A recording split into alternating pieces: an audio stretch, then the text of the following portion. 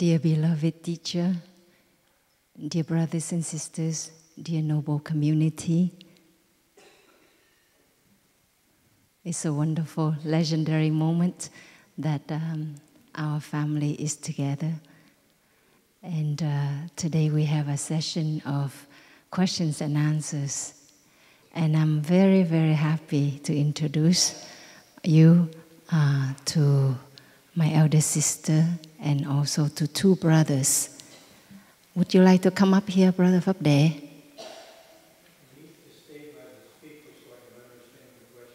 I see. Okay. So I would like to introduce to you Sister Doan Ngim. Sister Doan Ngim is one of our eldest sisters in the community, and she has flown in from Thailand. So we're very happy to have her and to share with you a short story. When I first became a nun, I was infamous for crying anytime and anywhere. And apparently there were some complaints about this. And so, being my mother teacher, one day she said to me, "Get in the car and go with me." And so I got in the car and she drove me a long way. I'm not sure where it was, but she parked in an open field. She stopped the car, then she looked at me, and then she said, "Now cry all you want."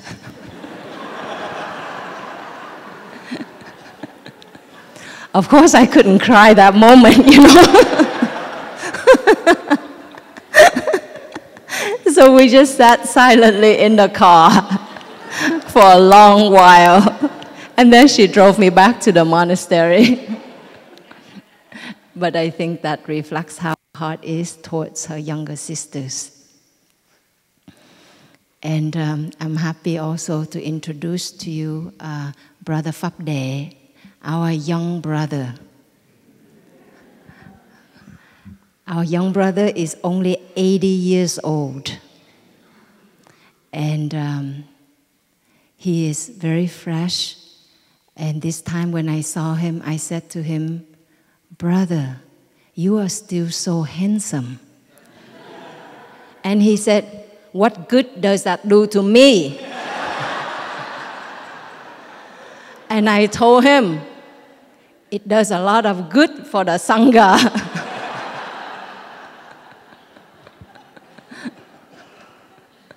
So one day we will have to sit there in order to hear. So our hearts are out there for you, dear brother.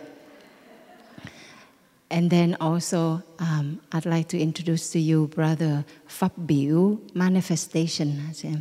Brother Phap Biu, since he became a monk in our tradition, he actually has learned and become fluent in French and Vietnamese. So upcoming, we will have a retreat in Vietnamese, and he has been invited to be the MC for our Be in Vietnamese. So he's brilliant in many ways, and a wonderful brother to all of us. Oh, you see our Sangha. Thank you, Thầy Phúc Dung. How wonderful that is. Yes. So, dear family, you have a chance to ask questions. I've noticed that the best questions come from the children. They are short and direct. So please take a moment to touch the child in your heart so that your questions can be straight from your heart.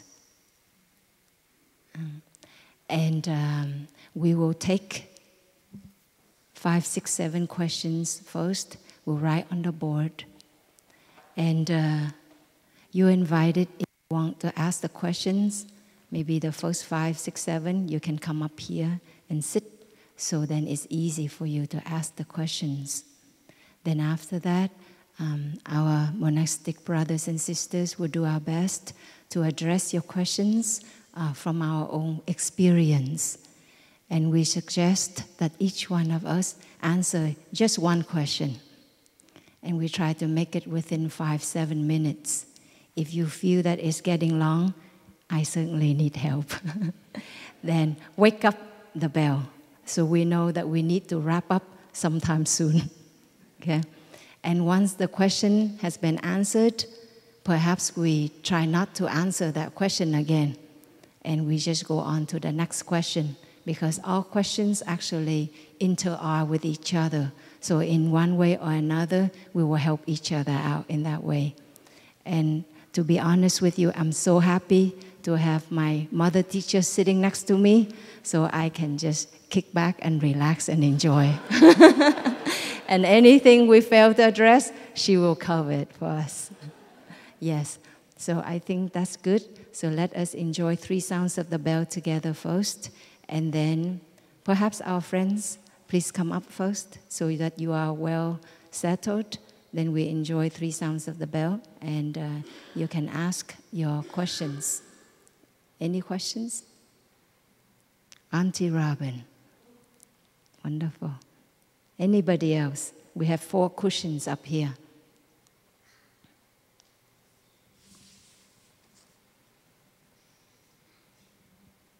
Okay.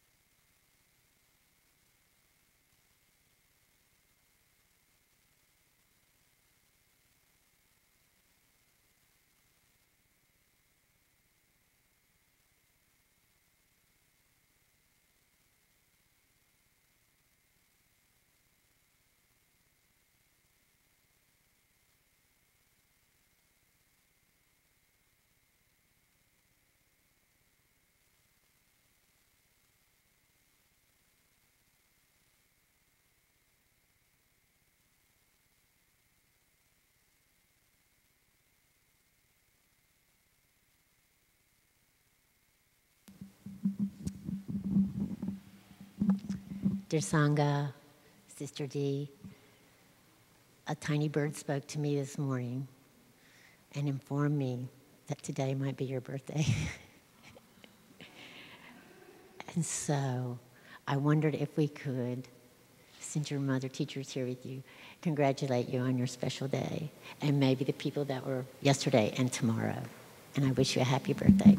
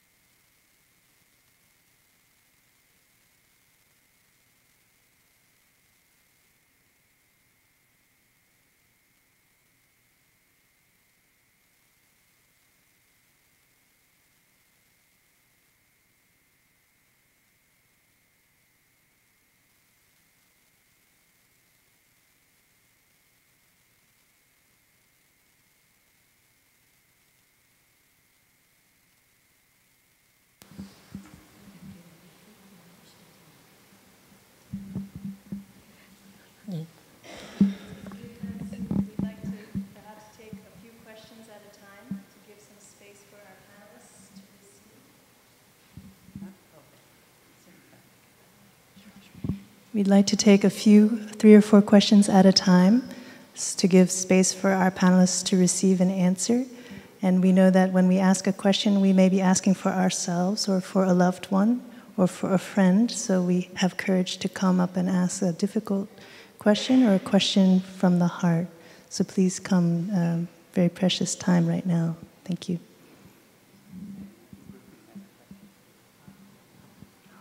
The children are also invited to ask a question if they would like.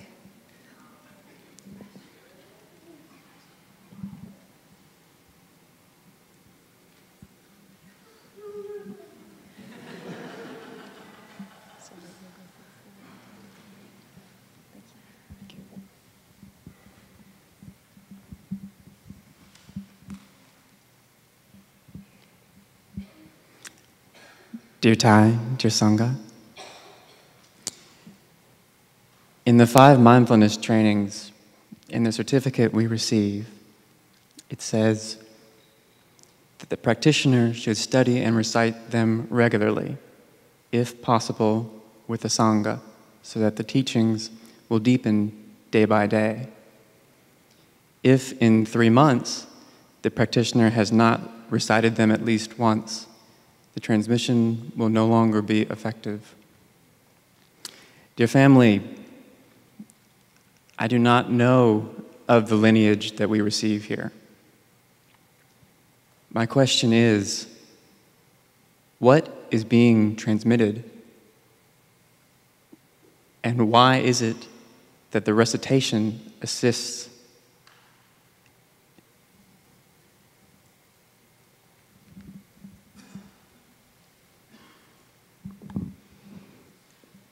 Hello, teachers. Hello, Sangha. Okay.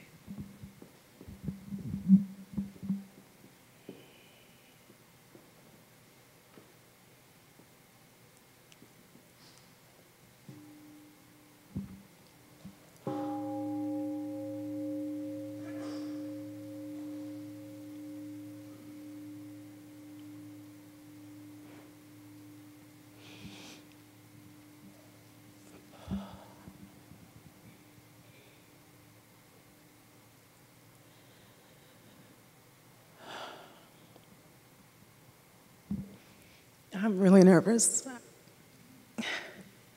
My question has to do with ancestral habit energy and the seeds that we're born with, and using the gardening analogy and a packet of seeds. Are we all born with the same packet of seeds of anger and fear and violence and joy?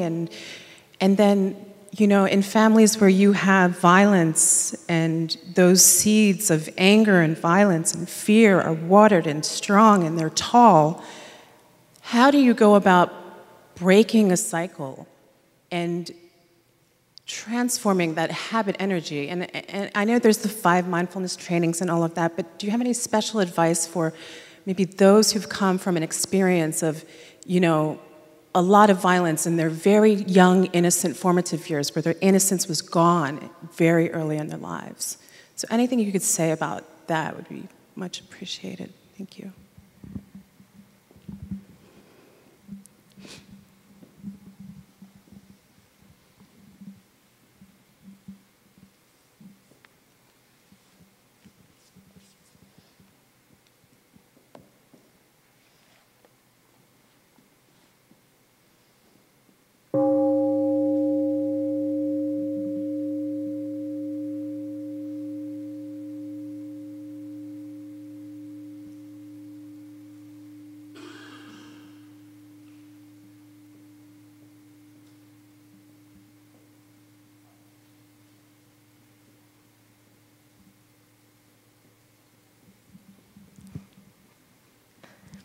Dear Thai, dear Sangha, I liked what I think it was Trish said last night or the other night about being a Christian with a Buddhist practice. I was wondering how that fits together then. Do you have your church practice and then you also have a Sangha practice that's separate and you're going a couple times a week? Or do you mesh them together somehow? And somehow study the 5 mindfulness trainings while you're at church, or how does that combine?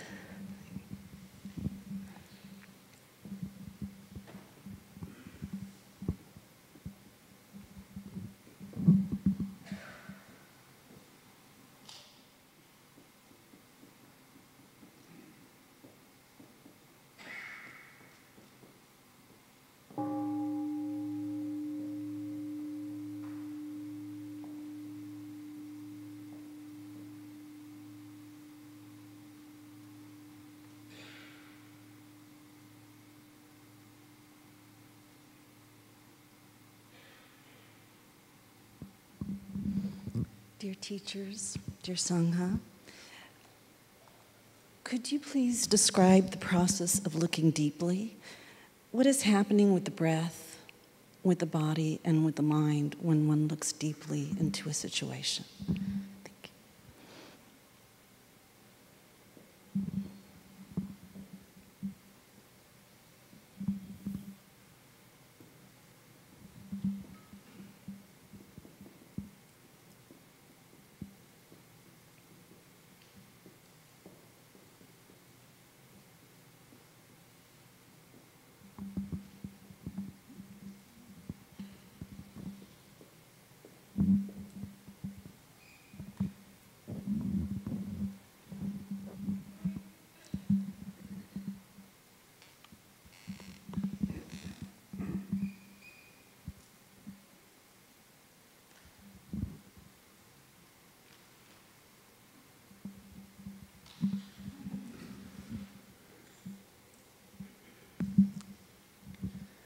Dear Thai and brothers and sisters, good questions. And I even was given one beforehand by Brother Huitruk.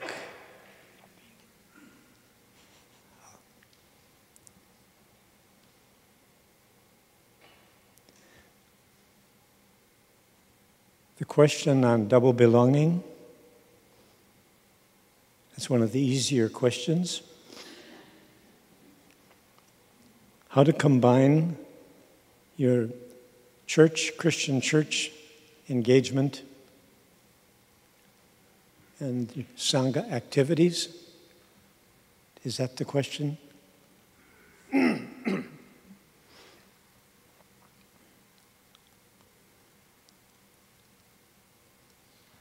I guess I know the first step for me was just immersing myself in the practice, learning the practice, and learning to get out of my head with all sorts of notions of commandments and theological teachings, to get out of my head and get down into the basic activity of looking at what's upsetting me today, and then learning the technique of stopping and breathing with it, and meditating, doing mindfulness meditation, and staying with it long enough to see what's at the bottom of it. Like my inherited habit of anger. I got it from my dad. He was good at it. Oh, Mom had it too. But this practice, now I prayed as a Catholic a lot and did a lot of sacraments and did a lot of theology, but I never really did very good at reducing or getting freed up from my tendency to anger. And it was one memory was in Deer Park. I realized I got very angry at a fellow monk for what he did on a project, but it was the next day in walking meditation, quietly walking, and it just, boom, it dawned on me. The reason I got so angry at my brother Plum,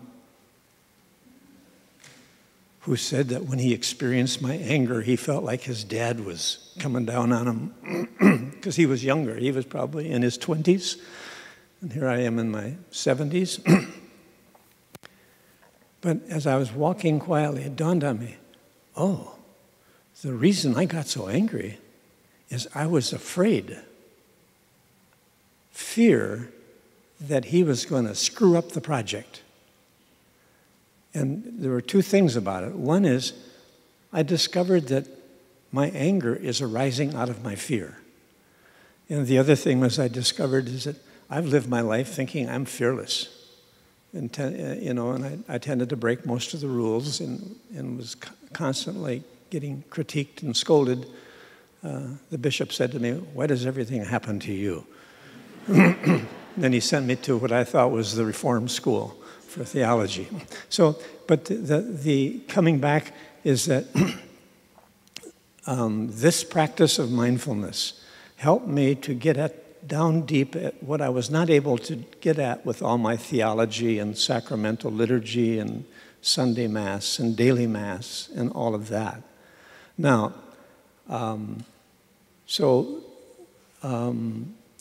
dive into the practice and learn it like we're learning here, and then there'll be time to go back. And if you've got time to go down to your local church, which I hope, Sunday Mass and the community, we may be able to take back there our wise experience of knowing that Sangha is where it's at. And I didn't realize this as a Catholic priest, that what Jesus was up to is a matter of relationships. What he was up to was Sangha. And he had a new way of doing things, which is the Sangha. And what made the first church so successful is they caught on that his energy was in them. They embodied the risen Christ. Out of sight he was, but they embodied the energy of the risen Christ. And I've had to have this experience of Sangha to catch on to what that really amounts to, Thay's teaching. And so here we are, too. We don't speak of it as the energy of Jesus or the risen Christ in us, but I'm very clear it's the energy of Thay that is in us. It's the energy of the Buddha that's in us. And it's a matter of relationship. And it's not a head trip. So if we don't get into a Sangha within a few days after leaving here, the good stuff that fires us up in this retreat will kind of dissipate and go away. So now to come back again, we look for the ways to celebrate the teaching, the original practice of Jesus, like in the way we live. And so I don't get to Mass on Sundays or daily Mass anymore. So I don't stand there leading the community in sharing the cup and the bread. But 3 times a day I'm gathering with my brothers and sisters, and I'm aware that grateful for this food that I'm eating that is strengthening me, that I can become more understanding and compassionate. And that's what Jesus was all about. Thank you.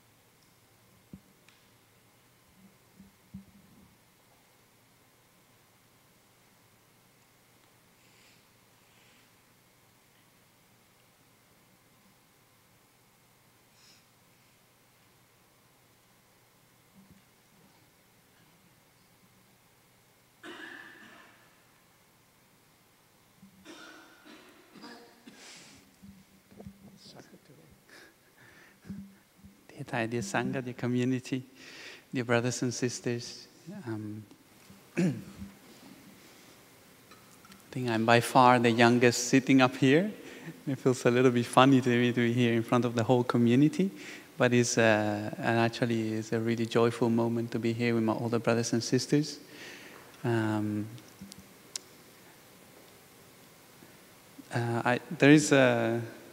first of all, I received one question. They should be around here. Under the chair. My chair. Yeah. It's a good question. Yeah, it's a good question. Probably from the writing, I could guess which brother wrote this question. So it says, to the young monk.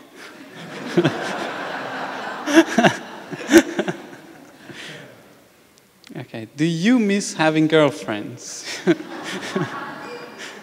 And then he says, how can we practice to be single and happy?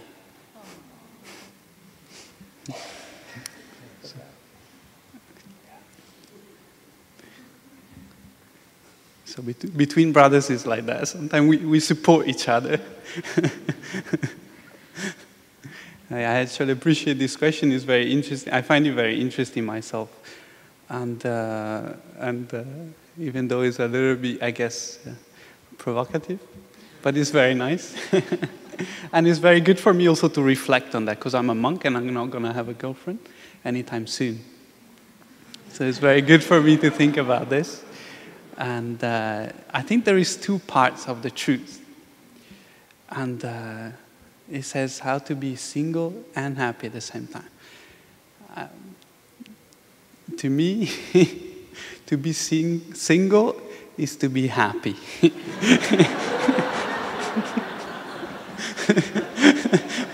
And I have this experience having a girlfriend before and suffering a lot.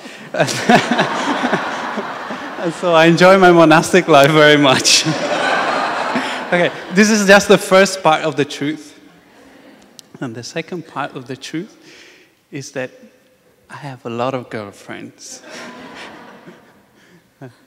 But it's a different kind of relationship, but it's still a relationship. And we actually living in the community, we get to learn a lot about our brothers and sisters. And just the other day, I was sitting with my sister down the dining hall. We were having dinner together, and she shared with me, and something I really agreed. She said, "We get to learn so much about each other." I was like, "Yes, that's true, actually." I had some relationships before becoming a monk, even though I became a monk very young. But I grew up in the West, and it's very normal as a teenager to have some relationships. And it always struck me how little we understand each other, you know. It felt like sometimes we're living in two completely different worlds, and I have no idea what's going on in the head of the other person. And it's always like, I guess, it's like a chess game. It's like, oop, this doesn't work. Try another one. But it's always like, you're always like crawling in the dark and no idea where to bump my head on. And so as a monk, this is also one of the joys, because we have a very beautiful kind of way of protecting ourselves. So I live with the monks, and that is very easy for me. You know, we live with a bunch of brothers, and we have a very close relationship, and we cultivate a lot of brotherhood, and we feel part of that kind of community, and that kind of protects me from stepping over the limit. And at the same time, we live in contact with a lot of sisters. First of all, we live very close to each other, and also with a lot of lay women. But this is that kind of place of community and also being together, and so for me, I always felt very protected. And this is not to say, you know, we have problems as monks, you know, it's not always easy and straightforward. So I have doubts in my monastic life. So sometimes you fall in love, and then you have to deal with it, you know. The feeling arises, and then you deal with it as a feeling, as something, at least this is what I've done before. And every time it arises, because at the beginning I thought, my practice is about like achieving a state where my suffering will not arise anymore. And you know, it's like, okay, now I'm going through this, but it's like I'm trying to go through this, so in the future I will not need to suffer anymore. But slowly I start to.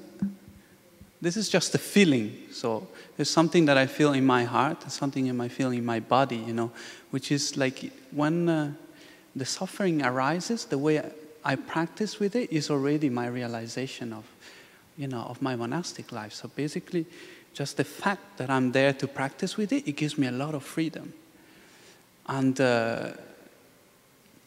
I guess this question, it relates a lot also about what we believe is freedom especially in the West. And I grew up in Italy. I'm Italian by origin. So until I was 18, when I became a monk, I lived in Italy. And it's also a very Western country. I mean, Maybe it's not like the US, but it's still kind of like a very European country. And we have a very stereotyped idea about what it means to be free, which is basically, to translate it, which is to have everything you want anytime you want, and to feel good about it. You know? And this is very naive, you know. It's just not possible. You know, you cannot have everything you want anytime you want. Or less, actually you can have everything you want anytime you want, but it depends on what you want, you know. If you want the wrong thing, you're not gonna get it, you know. So I learned as a monk to appreciate the kind of like condition that I have, and that are there, you know, that are there in, you know, in my environment. So I realize, you know, sometimes I get caught in the thought that maybe if I have a relationship, if I had a family, I would be happy, and this, you know, would make me happy. But I cannot have that. I'm a monk. You know? And so if I nourish this idea inside of my head, I'm gonna suffer, and that's very clear, because I'm disconnecting my actual life from you know, my thinking. So slowly my thinking brings me somewhere else, but I'm living here in this body, wearing this robe and sitting here. So I need to be clear with myself. And so slowly I teach myself, and I try to train myself. Like when I wake up in the morning, and I sit there, and I love to wake up very early in the morning. And every morning I sit there and I drink a cup of tea. And I feel like I'm so happy to be doing this. You know? For the whole of my life outside there, I craved for having this diligence and this capacity to wake up early and just enjoying the quiet when nobody's awake, when everything is so quiet. And I can do it every day of my life. Isn't that cool? You know? And there is another, well, you think I'm crazy, I'll tell you this story, but I just, you know, something that happened. And one day I was sitting on Thais deck. So in Plum village in France, where I live, Thais has a very beautiful deck on his hut. And you can see very far. And normally you sit there, you know, we are up on top of the hill. So we see the forest very far away, and you see the hill in France. They're very beautiful. It's in the middle of the countryside. And sometimes you see animals crawling in the fields. You see wild boars and deers jumping around. And it's very nice. And so when I have time, every time I have some time in the evening especially, I like to go there and sit and look at the landscape, look at the sunrise sometime in the morning. And then one morning I was sitting there, and I had a crazy thought. You know, you feel you're sitting high, and I felt very good in my body. I felt, you know, like I'm the king of this place. You know, I have the power here. Okay, so I thought, so I have the power, so I need to demonstrate that I can do something with it. So I thought, okay, I need to get an order. You know, so I say, I order to the forest to be green. 1 second, the whole forest was green. You know, and it's a crazy thought, but you know, I sit there and I'm kind of like laughing by myself, but it's true, you know, the forest was green. You know, and then I see the birds flying in the sky. So, okay, you have to fly in the sky, and then suddenly the birds are flying there, and it's fine, you know, and that is for me, this gives me a lot of joy, because I see that the kind of freedom that I always run behind in my daily life, in my lay life, is just a mental construction. You know, we're just running behind something, and it's actually just, we're not able to restrain our mind. We're not able to desire and to want the things that are correct for us, that make us feel good. There's so many ways that we can be happy in the present moment just by recognizing this stuff. And so you don't need a girlfriend to be happy. Thank you.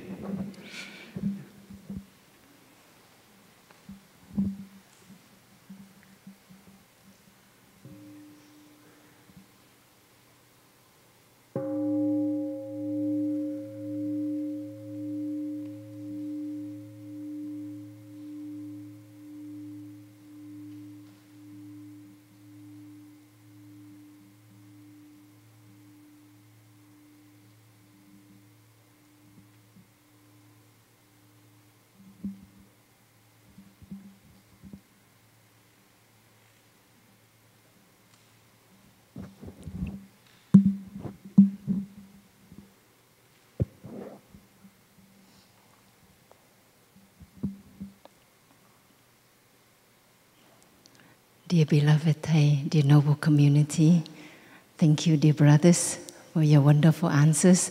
And I'm glad to be the third one so that my sư mẹ can cover the rest.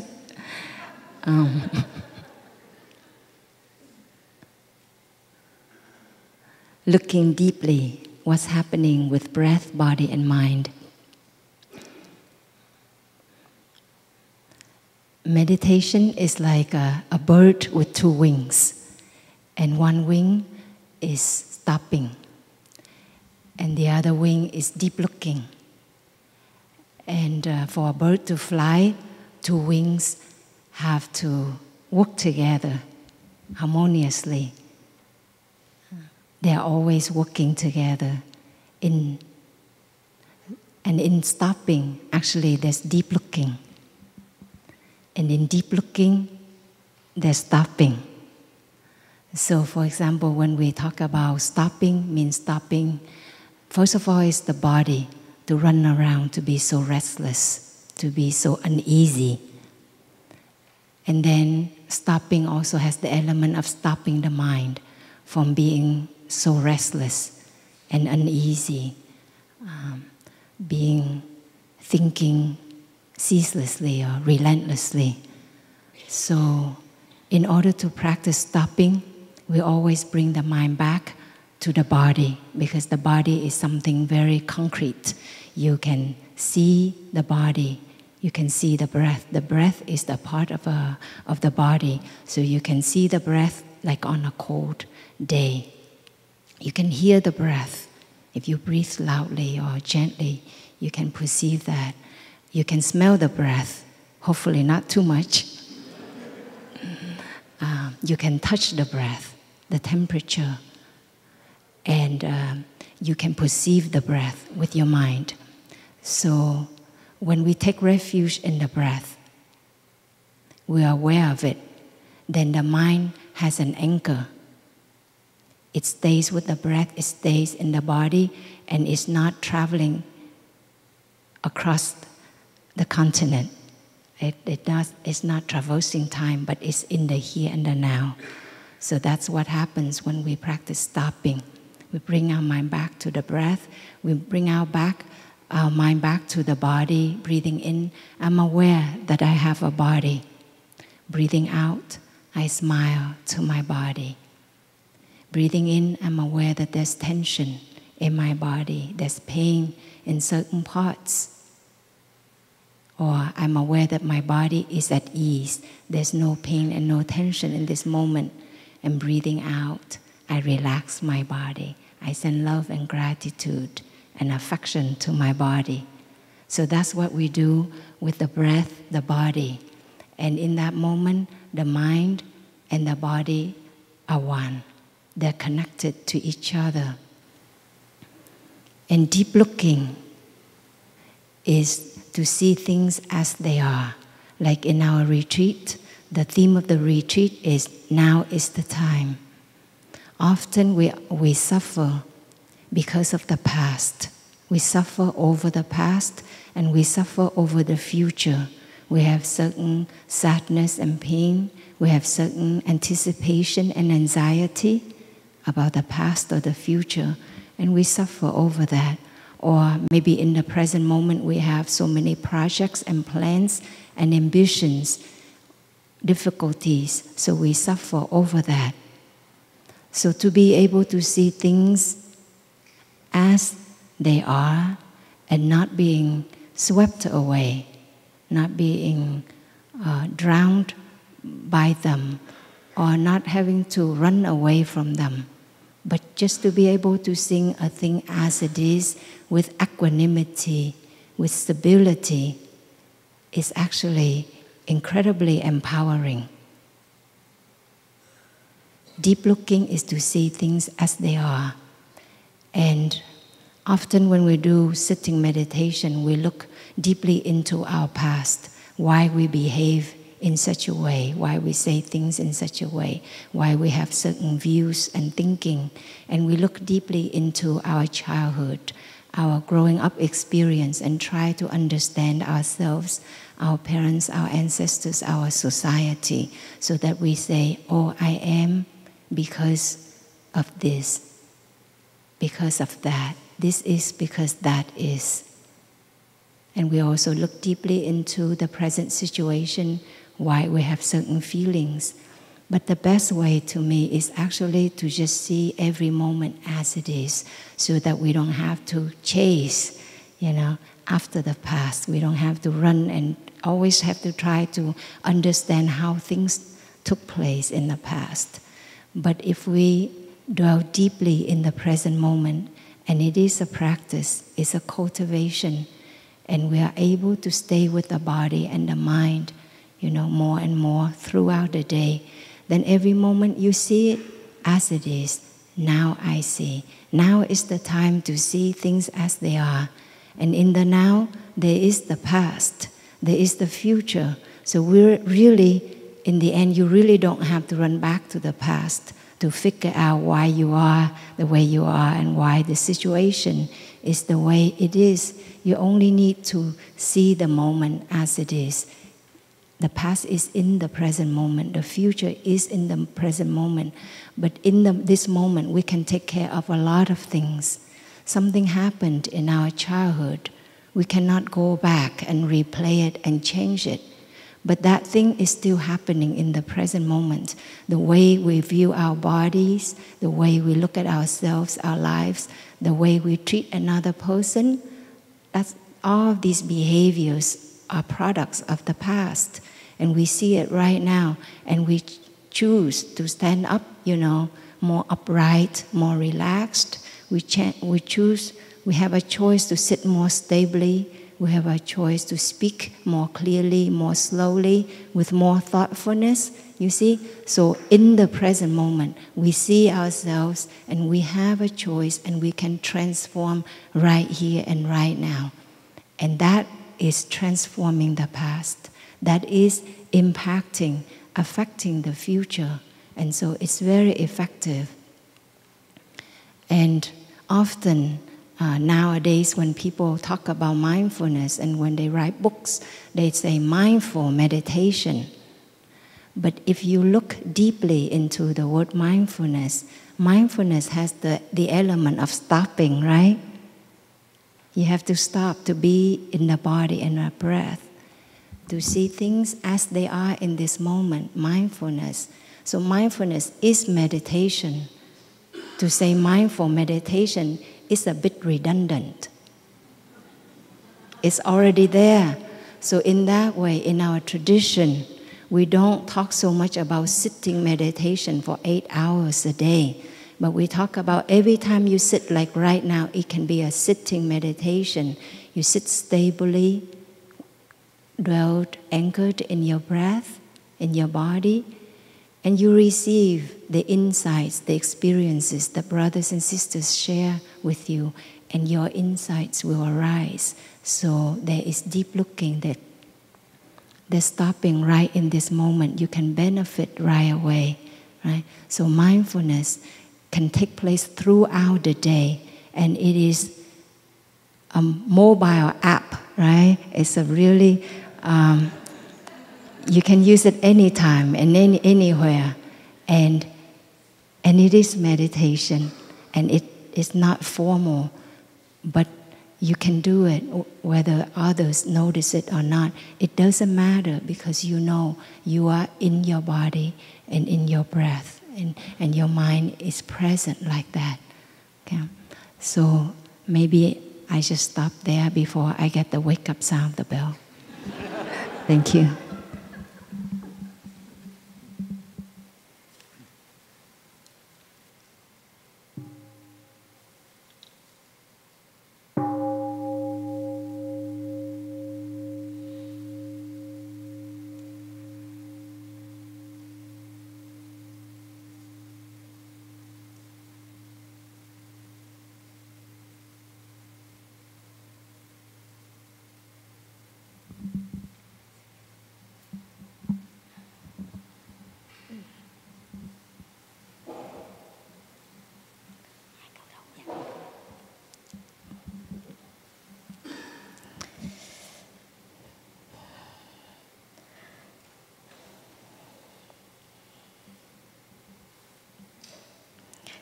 in the 5 mindfulness training ceremony, he wanted to know what is transmitted. And why we have to recite the precept every month. And why do we have to recite the precept every month?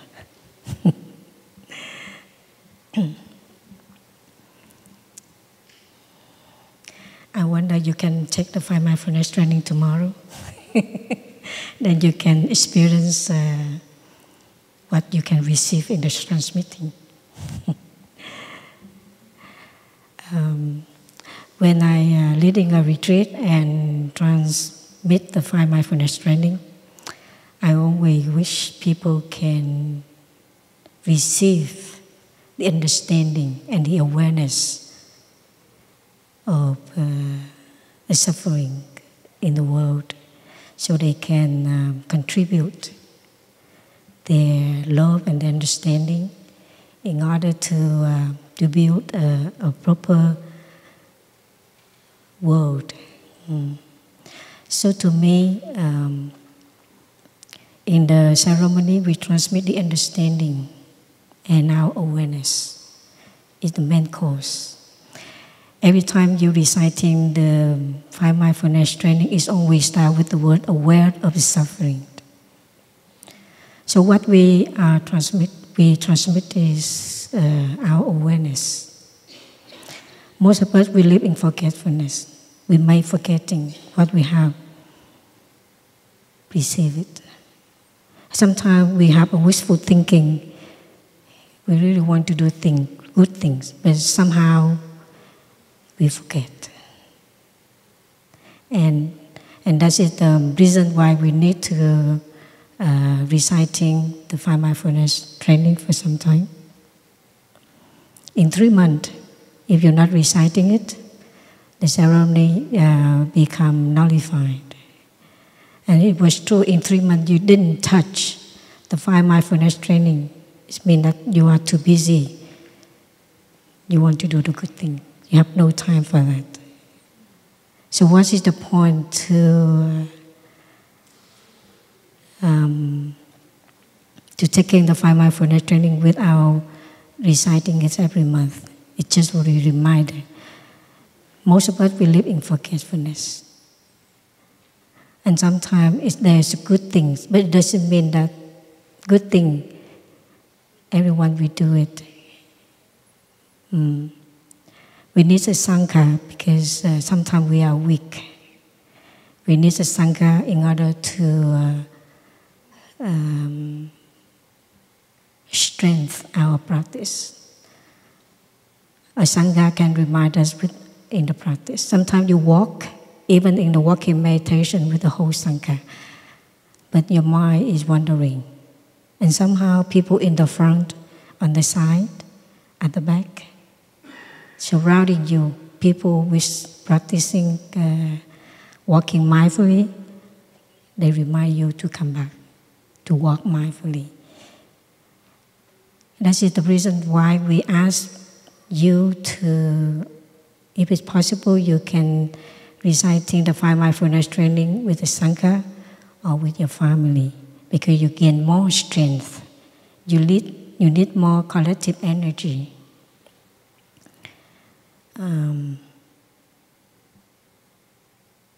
I remember one friend, she said, I know the practice, but why should I need to take a 5 mindfulness training? I said, taking a 5 mindfulness training is a kind of commitment. Sometimes when I want to do something that I don't dare, that I can manage to carry on, so I just make an announcement to my brother and sister, especially sister. I'm telling them that I want to do this. So because I'm already telling them, I have to make a commitment with what I said. I have to make a commitment with my word. So taking 5 mindfulness training is a kind of making a commitment, a little push. Because sometimes we are very flexible. Okay, I'm busy today, I may do it tomorrow, but tomorrow never comes. So commitment is what you want to establish You really want to do it. You want to be sure that you will do it. So that's my experience when I give a transmission to other people. And I hope that they really understand why do they take it. And what I transmit to them is understanding and the awareness of how life into society is going on right now. So the most important things that I think that we give a transmission is understanding and our awareness of what's going on in the world right now.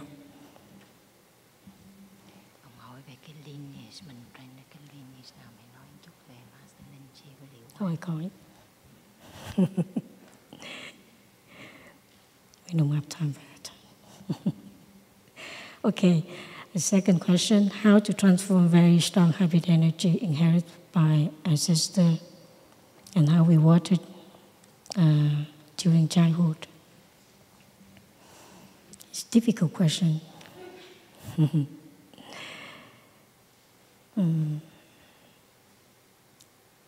I think we have to learn to cultivate understanding in us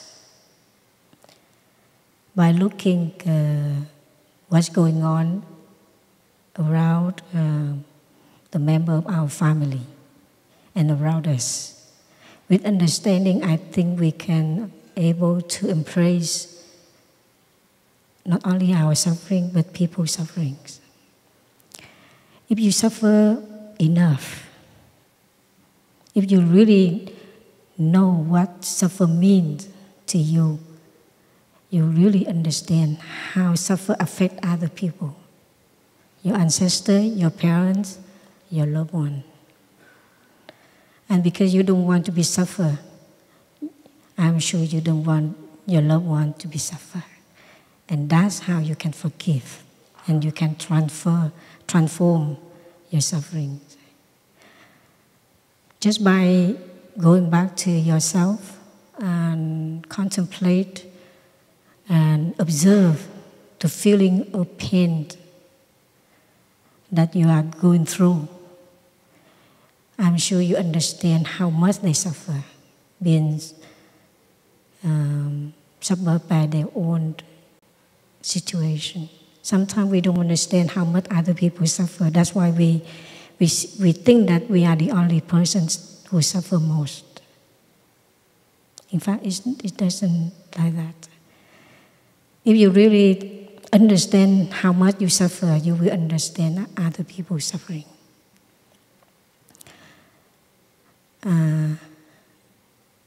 For example, when I first became a nun, or before I became a nun, I was quite a hot-tempered person.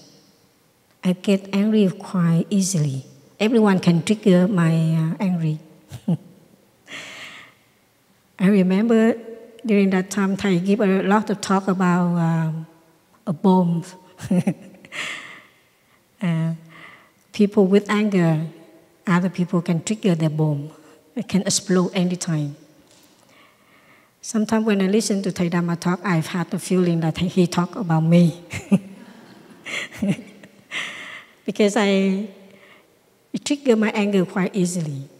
Every thought, every saying, every word, every look, every act, I always interpret differently and make me angry. And I suffer a lot from my anger. And because I don't want to be suffer anymore, I realize that how much difficult to embrace my own suffering. Not easy at all. The easiest way is to express your anger on the other people. You can say bad things to other people. Maybe you feel some release. You can hit someone. But somehow when you're going back to your room, especially at night when you are on your own, you have nowhere to turn to and no one you can turn to. It's real suffering. You feel a lot of loneliness. And now sometimes I remember that I have no one to turn to, so I just run. Because in Low Hamlet, in Plum village, we have a path, very quiet road. Sometimes at night, I just come out and run during the night to just release all my energy of anger. And sometimes I shout it.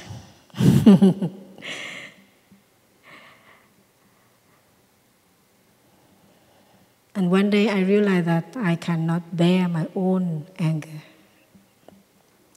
And I feel like it's so much suffering. And I realized that whatever I do to other people, whatever I say to other people, I try to hurt other people, it doesn't get any relief. And it makes it worse. So I stop. Because I had the feeling that I turned myself into someone no longer me. I'm different, changing. I'm no longer myself. So I think that something wrong. The practice is still there, but I don't know, it's not strong enough. Maybe because I'm not wholeheartedly in my practice. So during that time, I cannot breathe. It's hard to breathe when you get angry. It's so hot inside. So much energy. You just want to release it. So how can you breathe? It's hard to breathe. So I just do running and do other things. But when I'm so exhausted with my own anger, I had no more energy to do things, to shout and to hate other people. I started to look back and I realized one thing, that being suffer, you also suffer a lot. So I think of other people. Maybe I didn't see them suffer in front of me. Maybe like I'm in front of my brother and sister, they didn't see me suffering. But I myself, I know. So I reflect other people's situation. I realize that maybe they suffer too. So with that understanding, I realize that everyone's suffering. They suffer. They make you suffer. It doesn't mean that they suffer less. They suffer more. So with that understanding, I start to learn how to love myself and learn to love other people by giving them time. Give me my time. I remember one time they asked, how long do you take in order to transform yourself? I said, 10 years. I just say the word. I didn't mean 10 years, but because I think it's hard to transform, so I just tell him 10 years. But I really know that it's hard to bear. So since I suffer, I really understand my suffering, my own suffering, and how much I have been through. I start to reflect on other people, people who make me suffer, what I think they make me suffer. And I start to think about themselves. I think maybe they suffer too. And it's not good to hurt each other. So I step back.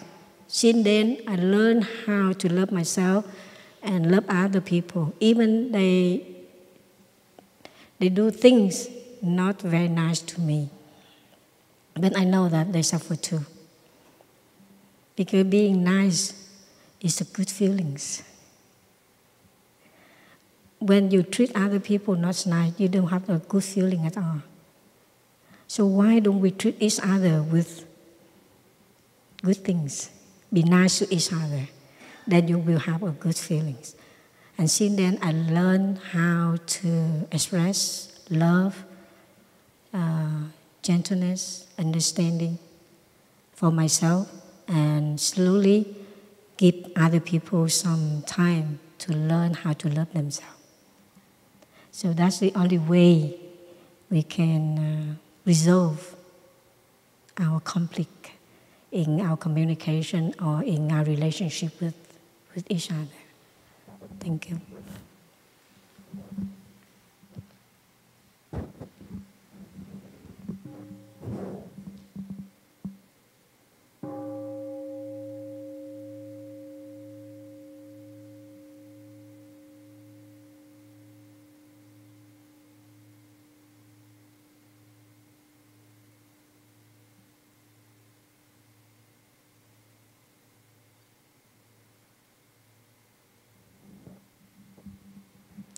would like to check in the time. This 11:52. So perhaps we can take 3 more questions.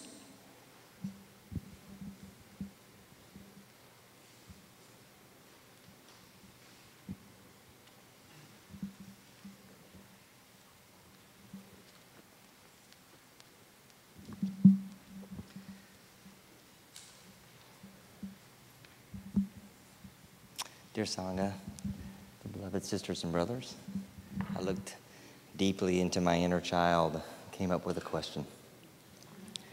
Why are we here? So seriously, it's a question about volition. You know, a childhood question of why are we here? A universal question, what is our purpose on life? Why do we exist?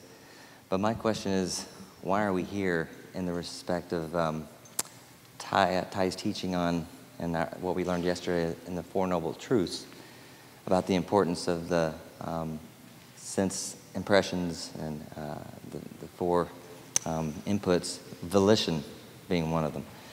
So specifically on the subject of volition, when I think about that word, it arises thoughts of purpose and drive. For me, I've always had dreams, you know, I've been chasing certain things to be. And at my place in my own journey, those things have faded away, or either I've achieved them or moved on to something else. So I'm in a spot where I'm seeking what is my purpose, what is my volition. So we didn't explore that much yesterday, so I'm interested to understand, why are we here?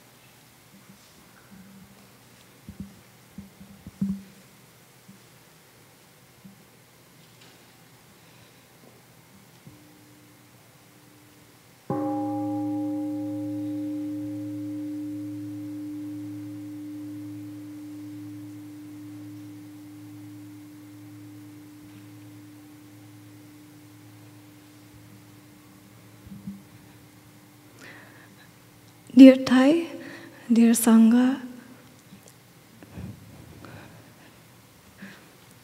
in this practice, we learn a lot about the role of our smile in cultivating our compassionate heart and our ability to reach out and to love ourselves and others. I'm also curious about the role of tears, and what role does it have, and how can tears be something helpful in our path? I'm told there is a bodhisattva who cries all the time.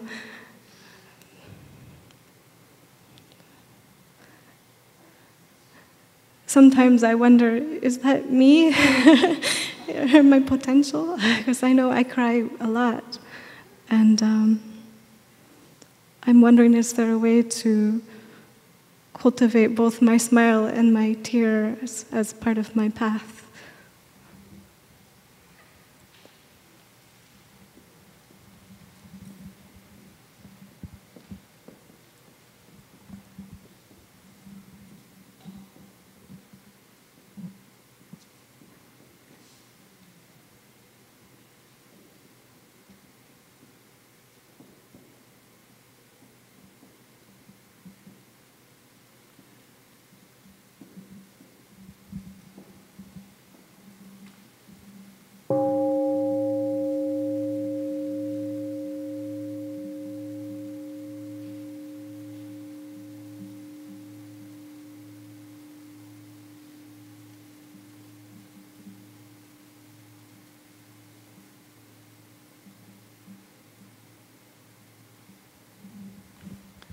dear Thai, dear community.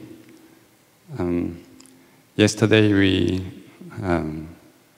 had a great presentation about the practice of beginning anew, and I was wondering if you had advice on how to help others heal their relationship that do not necessarily practice and following Thai teachings. Like, I have family members that did not talk to each other for maybe 10 years, and I know they carry a lot of suffering for not seeing each other and not talking to each other, but yeah. Thank you.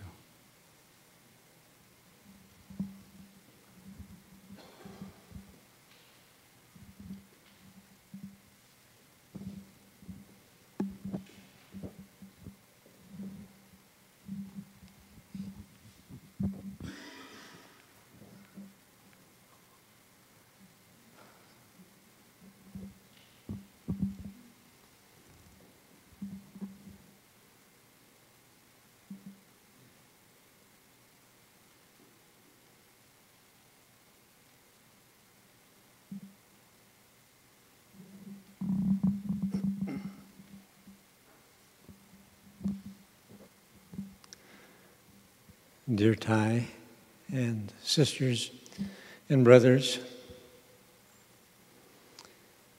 why are we here? I had it all figured out at age 10. To know, love, and serve God in this world and in the next. It didn't work very satisfactorily.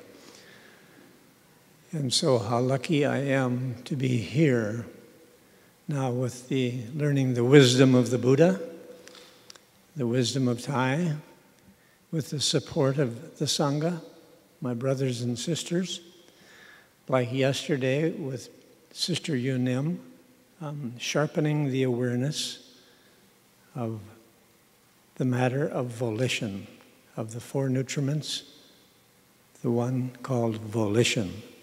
And as she was sharing about that, I felt a real joy because that is volition being moving forward in life out of one's heart with a passionate engagement, creativity, a freedom that one's heart is really into what one is engaged in. And there's a joy and a happiness that comes with that, and that's called, as I understand it, that has to do with volition. And like these days, I'm particularly happy that my daughter is leaving film acting and going into healthcare, because I also have a sense with her that now she's going into something that engages her heart and in serving and helping relieve suffering. And as I listened to Sister Yu Nim talking about volition yesterday, I felt a real joy, because finally, in these past 12 years, I'm a young monk of 12 years, I'm experiencing a real joy that finally in my life, working with the brothers and sisters in Deer Park, as well as elsewhere in the world, like traveling with Thai, as we did in Asia and so on, and going to Blue Cliff and coming here, doing consultations and all that. I'm engaged in something that it takes energy, but I feel joy in doing it. And I feel very lucky. And I'm realizing that part of the joy that I felt yesterday is that I'm finally doing what I set out to do when I was 20 and 25 and as a newly ordained priest. I'm finally back doing in a much fuller, more life-giving way what I started out doing. And the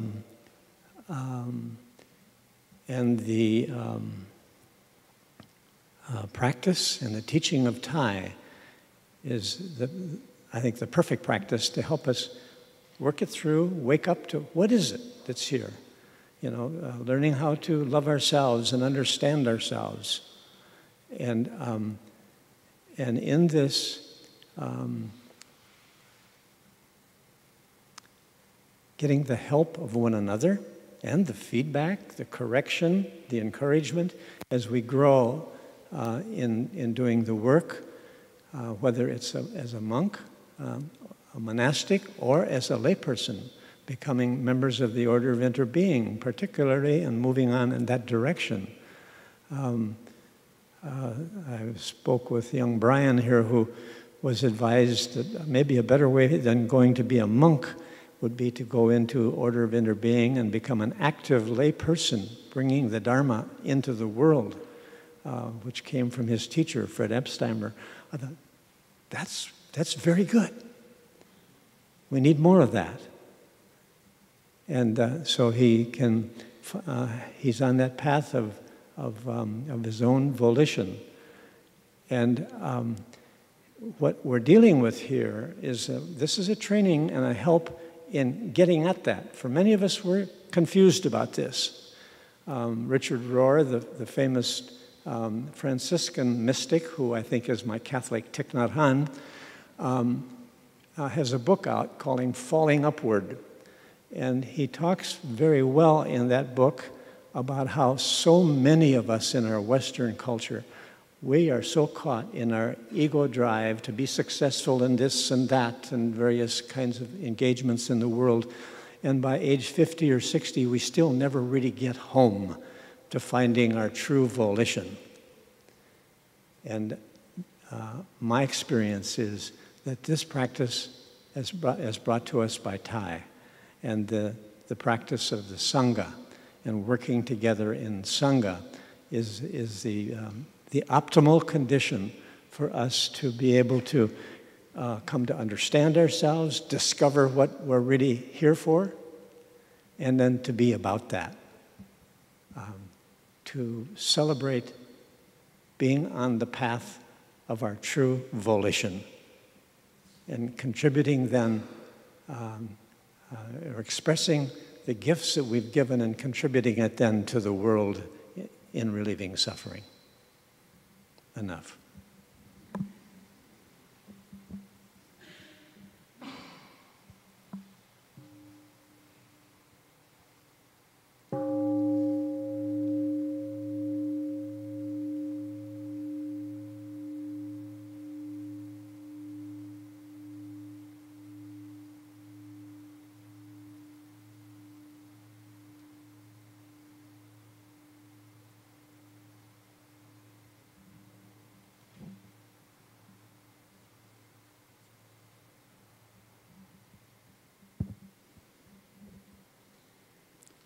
Thầy Sangha, actually, I would like just to add a little bit to the question my brother just answered, because there's something that came up as a memory that came up in me when this question was asked.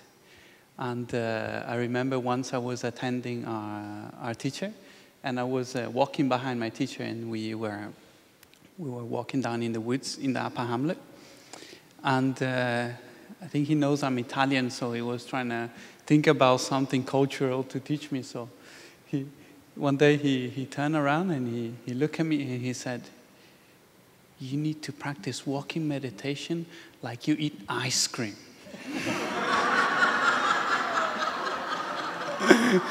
And that clicked with me, you know. I was like, oh yeah, I know how to do that. Yeah. And it's very fun. It's very fun. For me, in that moment, I was really touched to some extent because there's such a clear image, you know. I never asked why I should eat an ice cream to my parents. Every time they said, we're going to eat ice cream, you know, I didn't ask any other question, you know. That was okay. It was enough. Just to know that I'm going to eat an ice cream and it's enough to be happy, you know. And so this is actually the way I try to look at my practice and at the reason why I'm here. And I feel like if I really enjoy what I'm doing here, which is, you know, what we're doing, if I'm really enjoying it, then I don't need really to ask the question, why am I doing it? Because it's just fun to do, and it's just really nice. And if I'm not enjoying it, then I need to look back at my practice and see that maybe there is some things that I need to understand. Maybe I'm not applying correctly some of the things that I'm supposed to do. And yeah, I just had this small image in my head, so I really wanted to share this with you because it's one of the memories that I cherish of my teacher and that stays with me. Yeah, thank you. And then I leave the other question for my older sisters to enjoy. Thank you.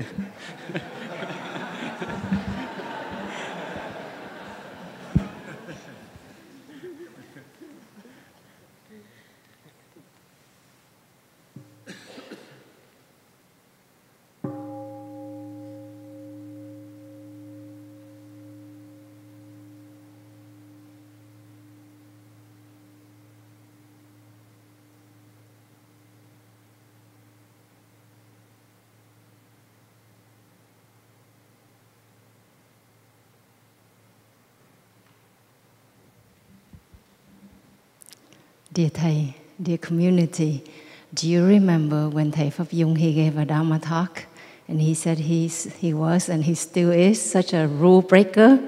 You see how all of us actually monastics are rule breakers. So in the beginning I said we won't answer more than one question and we will not add more to the question, but we have managed to break all the rules. And talking about smile and tears. So before, like things like this, if there were certain rules, certain things that I thought to myself, then if it didn't work out like that, it would cause me stress or disappointment. But like now with the practice, it helps me to make fun of it. So it's really the way how we learn to look at things and also to just smile, to laugh at it. Today, I'm very moved that some of you remember that it's my birthday, even though I didn't put it on Facebook all over the... I actually don't know how you remember, but yesterday I was at the hospital with a sister while she was in the operating room. I called my brother and we talked to each other over half an hour and then we hang up and then he called me back immediately and as soon as I pick up the phone he said like this, "Happy birthday to you," and I thought and I said, "Oh, you finally remember, but it's not yet my birthday." And I remember when I was in college, actually, one day, it was my birthday. It was on a Thursday, and I was on my way out of my room to go to a class, and the phone rang. And it was my brother on the other line. And as soon as I heard his voice, I started crying. I'm like, "You remember my birthday?" And he said, "Of course, sister, I remember your birthday." And we talked. And then after a few minutes, he said to me, "Actually, sister, I call you to ask you if you can bail me out of jail."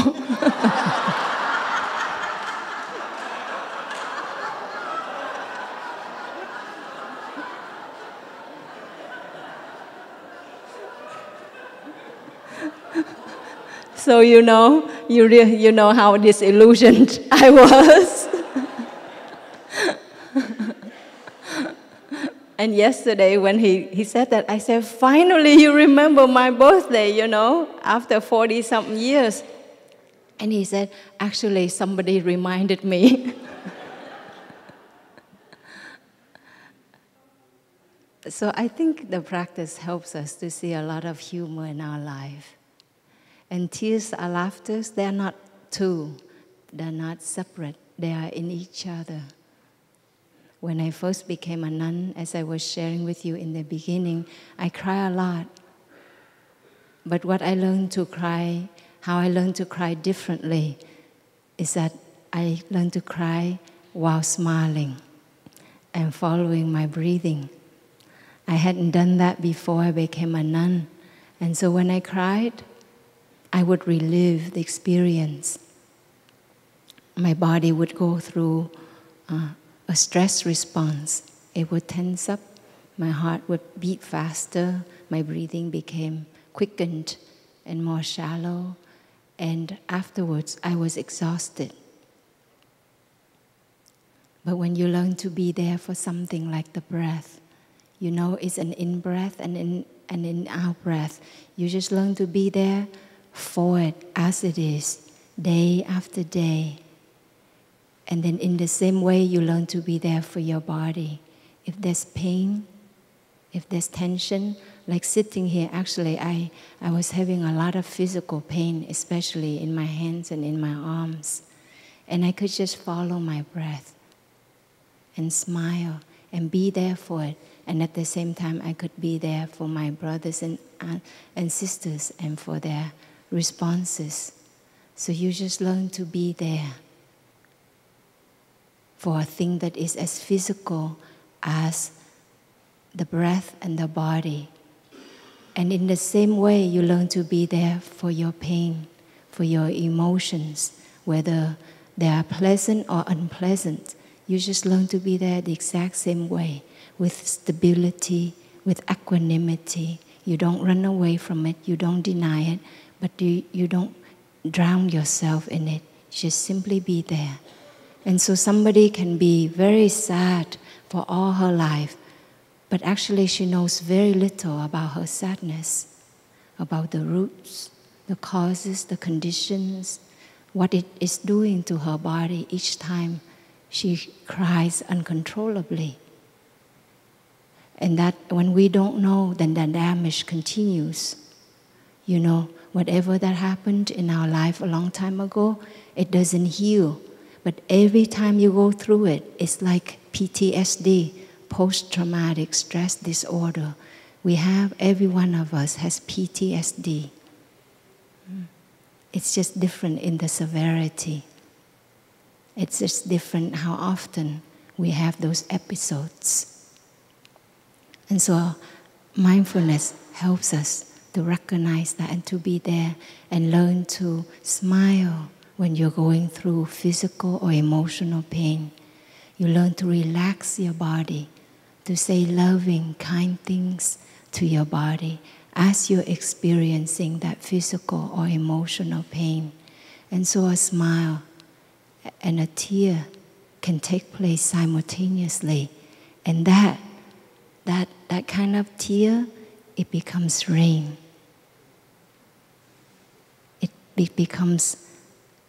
It feeds life. It feeds understanding, as my elder sister was sharing. You have more understanding of your own condition, of your own suffering. And you know how to be there and to take care of it. And when you know how, then you transmit that very naturally. I see very often our monastic brothers and sisters, we don't teach with words. I mean, we're assigned by the Sangha to come up here, so that's one way. But throughout the day and in the night, we live it. We come back to our body, to our steps, to our breath, and we heal and transform ourselves. And we benefit each other from that practice. When our lay friends come, you naturally come into a cradle and you're embraced and you feel you can be home. You feel you can be yourself. You feel you can be beautiful just as you are.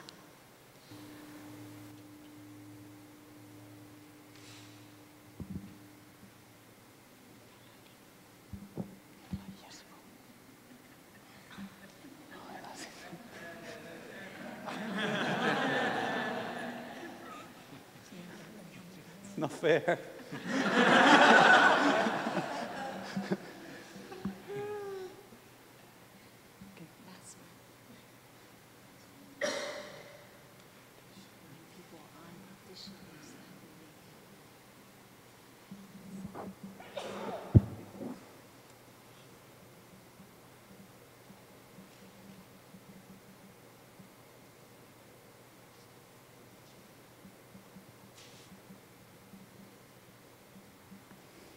It's a very difficult question. and I feel I also have a lot to learn, so this is a disclaimer for whatever I'm going to share. This is my experience, but I also know that there is a lot of things that we need to learn, and it's actually a lifetime training, I feel, because I see a lot of people in my community, a lot of brothers and sisters that have been working with this one question for maybe 20 years, 30 years, and still have a lot to learn, and still make mistakes. And so there's some things in our practice that are humbling, because we improve, and we improve a lot, actually, but we still, need more improvement, and we still need to look into that. As far as relationship is concerned, and I think it's tough sometimes to try and reconcile our kind of practice world and, our Sangha, our community, and our practice life, which is something very deep inside of ourselves, with the life of the people we love. And we don't really have a choice, really, because we love these people, and, they are our family, our mother, our father, our wife, or, our children. And it's very difficult sometimes to share with them, what is deep inside of our heart, and also to share our practice with them, what we find important in the practice. So one thing that I feel personally is that what you can share actually is the fruit of your practice. So you might not be able to go home and tell your wife or your children, the Buddha said that if you do this and that, they're not going to listen to that. But actually, if you practice correctly, you are going to be more happy. You're going to be more fresh, and you're going to be more, more open to listen to other people. And we all know how it feels, to be close to a person that is open, that is listening, that is happy, that is joyful. When we meet a person like that, it makes a difference in our life. And this is the small little things, that can puzzle the people that live with us. And because they can feel the transformation inside of ourselves. When I ordained as a monk, I was very young, I was 18. And, as every teenager, I had a very healthily dysfunctional relationship with my mom and my dad. So we fight a lot, and it's just what you do as a teenager, And it took some time for me to heal that. Also, my parents, I feel very lucky that they supported me a lot, because they practiced and they understood the practice, but still they look at me becoming a monk. And that was different, They thought, are you going to make it? It's going to be really hard, and they kind of threw all kind of doubts at myself. But I was clear with myself, and I just did it. And then slowly, I saw that through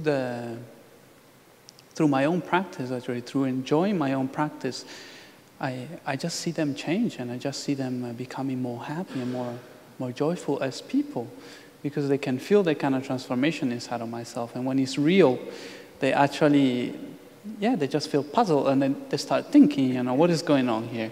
He doesn't seem as grumpy as he used to be a year ago, and then slowly, I think there's a lot of healing that we can do in our family, in our relationships. At the same time, there's some relationships I feel like that are very difficult, that are very challenging and difficult for ourselves, sometimes especially with our parents. And there might be a lot of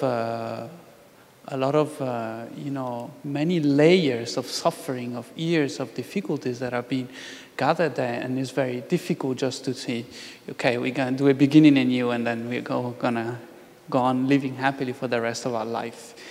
That sounds really nice, and sometimes it works, but I don't think it's very realistic. Very often, it needs to take a long time, a very long time for us to transform our relationship. But the first thing that we can do is just to notice and to acknowledge that we got no choice. You love these people, and you just love them. You cannot just say, okay, to your father or to your wife, you get out of my life. I go on living happily. my practice. I don't think that is possible. And so slowly we just need to put up with whatever is there and start, looking deeply.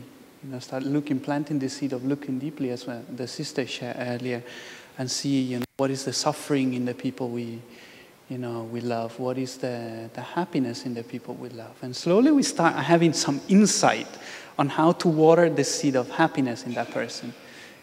You certainly know this, the people you love, you certainly know something that makes them happy.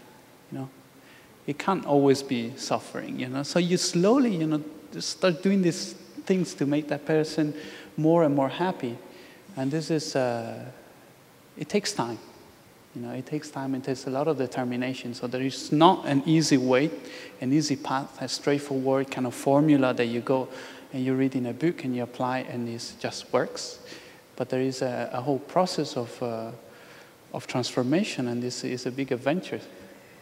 So good luck. Yeah. May I make an addition? How many of you here are missing having a partner who does the practice? You're married, your partner doesn't do this practice, or that you're in a relationship that's not there.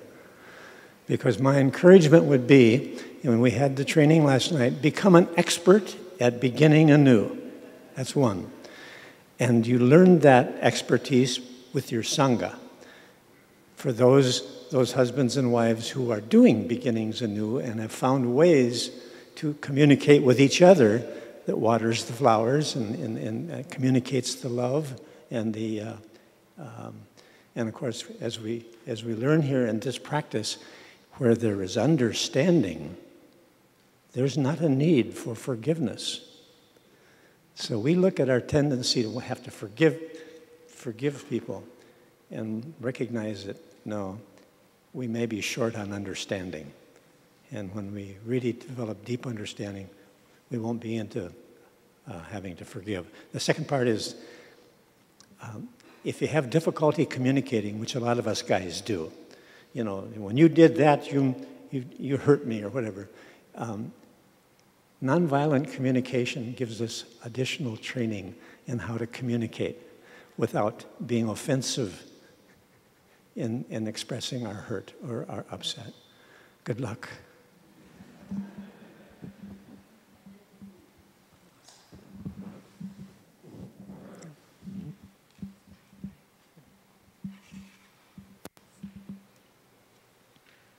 Dear beloved Thầy, dear community, so now is the time. It's 12:25. So we'll end our session of questions and answers.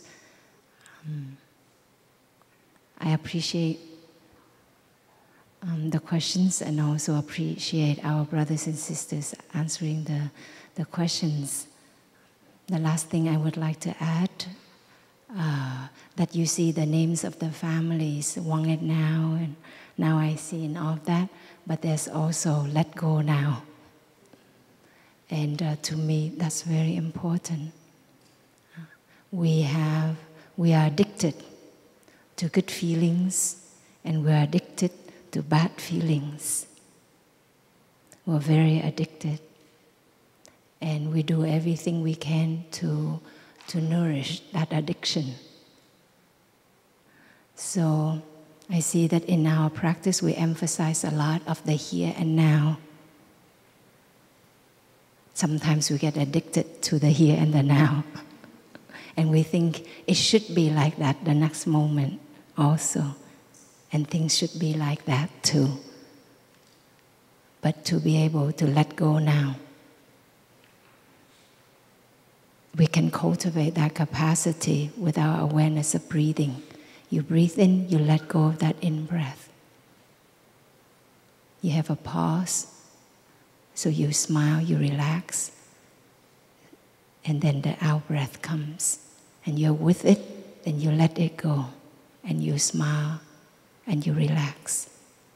And you do the same thing with the feelings and the thoughts, perceptions that arise, to simply recognize it is how wonderful it is that we have each other in this moment. that we have this. And then it's also okay. It's also wonderful the next moment that it's not like this. It's really okay. And I see that if we can practice like that, to be so present for what is, to cherish what is, but not to hang on to it, not to expect it to be like that again and again, then we have a lot of freedom. We can live our lives very deeply, and we don't have to ask why. Why are we here? What are we doing here? You just discover it moment to moment, and you let it go moment to moment, so that you see more, you experience more, and accept more what is. So let us sit up beautifully, stably, come back to our in-breaths and our out-breaths. If we happen to have forgotten it, come back to it, and let us enjoy 3 sounds of the bell together.